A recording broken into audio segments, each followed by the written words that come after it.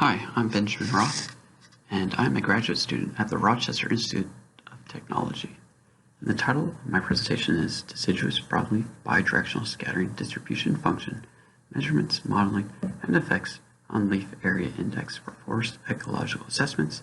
This is my overall poster, and I'm going to dive deeper into each section as we go through each slide. So as an introduction, we know that LiDAR remote sensing is used very successfully to measure different parameters of forest environments. But although in other remote sensing modalities, bidirectional scattering distribution functions are well known, LiDAR hasn't been very well characterized. But despite the importance of BSDF effects, leaf level directional scattering measurements haven't been well measured or characterized.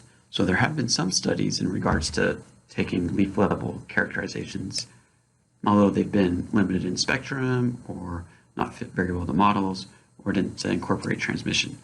So currently many radiative transfer models just use Lambertian reflectance as well as transmission assumptions, and the validity of these assumptions is not well known, so that's the purpose of this study. So the objectives are to develop capability to measure the BSDF at the leaf level, generate models to fit those measurements well, and then to assess and incorporate those realistic models into radiative transfer, a radiative transfer model to determine the impact, including the leaf level BSDF will have on different LiDAR remote sensing configurations. So the measurements for the leaf level measurements were done with the goniometer of the Rochester Institute of Technology, known as GRIT-T. It tracks within a centimeter the target. It measures all the way from 350 to 2500 nanometers, limits shadowing effects, and is fully automated, and measures at discrete locations over the hemisphere.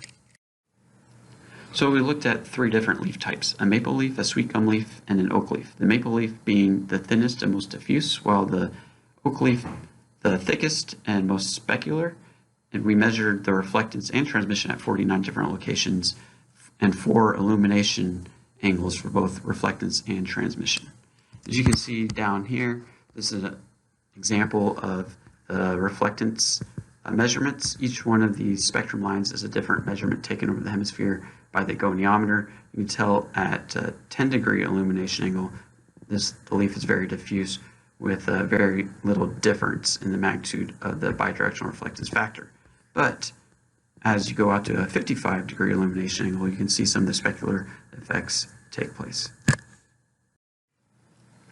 So to model the leaf level measurements, we used a combination of a diffuse as well as a specular component.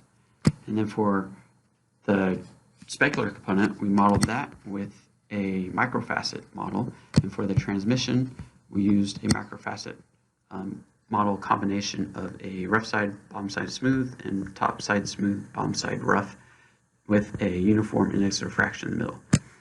And as you can see on the bottom left here, these are measurements of an oak leaf at different illumination angles, 10, 25, 40, and 55-degree illumination angles at 660 nanometers, and the measurements in the model fit fairly closely. And over here on the right, you can see our normalized root mean squared error for that model.